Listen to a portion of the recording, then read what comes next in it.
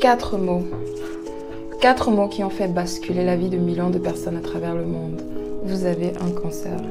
Si je vous dis tumeur maligne, ablation, greffe, perte de cheveux, phase terminale, chimiothérapie, séjour interminable à l'hôpital, et que ça vous dit quelque chose, c'est que probablement comme moi vous avez eu à accompagner un proche dans sa lutte avec le cancer. Peut-être que la personne accompagnée en question est vous-même.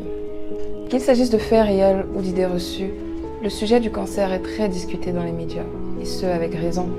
Il s'agit là de la 2e cause mondiale de mortalité. Selon l'OMS, une personne sur 5 finirait par avoir un cancer avant 75 ans. Mais la bonne nouvelle est que 30 à 50% des cas seraient évitables avec une certaine hygiène de vie. Et tous les jours, des milliers de personnes travaillent afin d'optimiser les modes de traitement existants et d'en créer de nouveaux.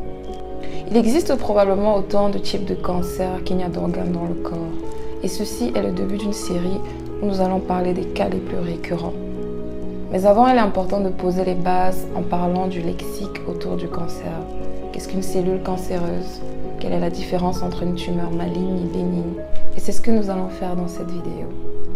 Merci de nous laisser un like et de partager avec vos proches afin qu'eux aussi soient édifiés sur le sujet.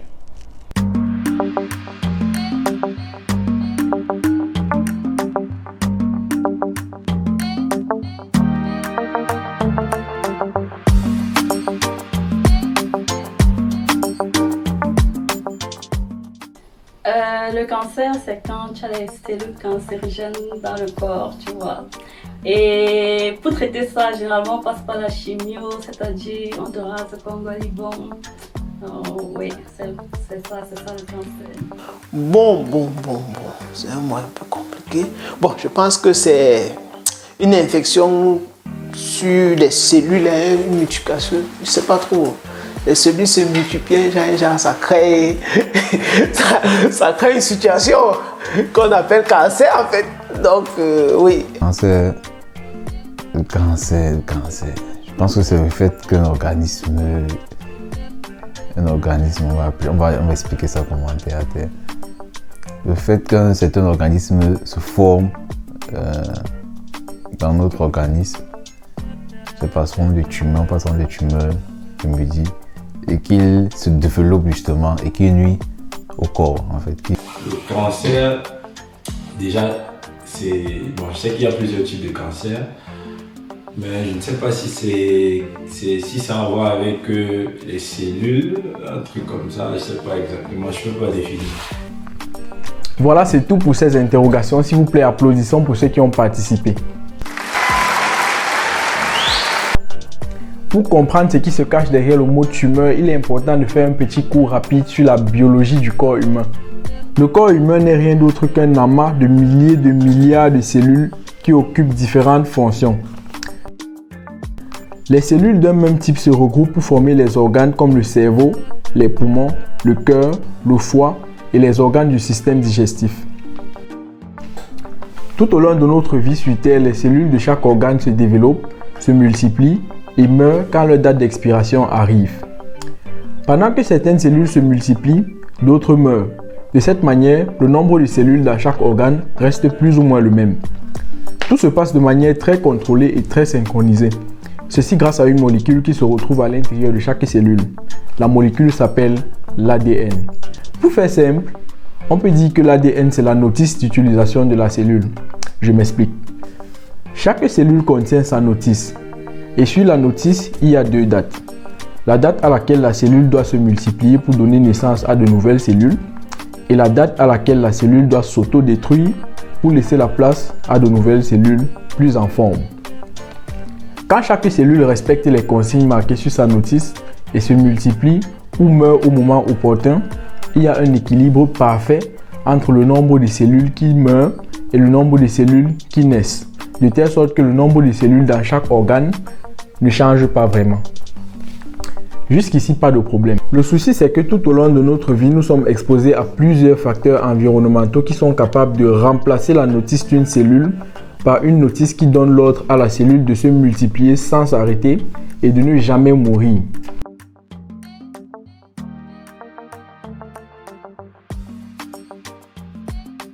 Certains de ces facteurs environnementaux sont le tabac, l'alcool, l'obésité, la pollution industrielle, les infections virales et bactériennes, la consommation excessive de viande rouge et bien d'autres.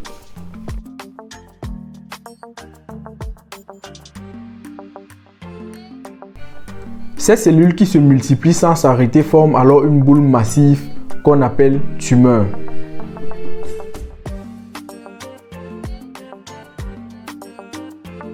On entend souvent parler de tumeurs bénignes et tumeurs malignes et certains se sont sûrement déjà demandé ce que ces termes veulent dire.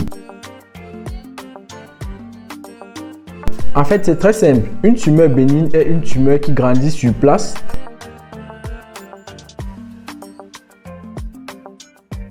tandis qu'une tumeur maligne est une dont les cellules se détachent de la tumeur principale, entrent dans la circulation sanguine, se propagent dans le corps et forment de nouvelles tumeurs dans d'autres organes.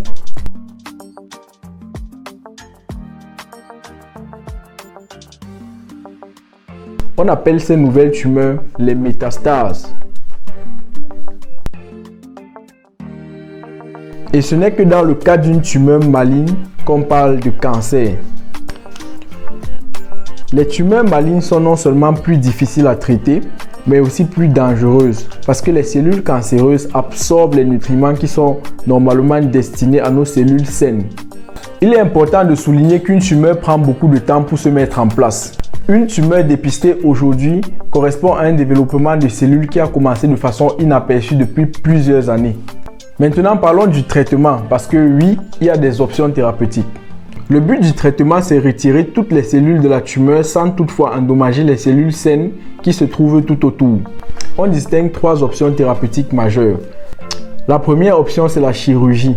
Ceci est le traitement le plus employé. La deuxième option, c'est la radiothérapie, communément appelée rayon. Elle consiste à frapper la tumeur avec des rayons électromagnétiques dans le but de détruire les cellules cancéreuses. Et puis la troisième option thérapeutique, c'est la chimiothérapie, qui est sans aucun doute le traitement le plus controversé en raison des nombreux effets secondaires qu'il comporte. Ici, le patient reçoit des médicaments qui doivent détruire les cellules de la tumeur. Le problème, c'est que ces médicaments ne sont pas toujours capables de distinguer entre nos cellules normales en bonne santé et les cellules cancéreuses. Ils s'attaquent par exemple aux cellules de la peau, au cuir chevelu, aux organes du système digestif et aux os. Tout ceci cause alors 4 effets secondaires qu'on retrouve très souvent chez les personnes sous chimiothérapie, qui sont les démangeaisons, la perte de cheveux,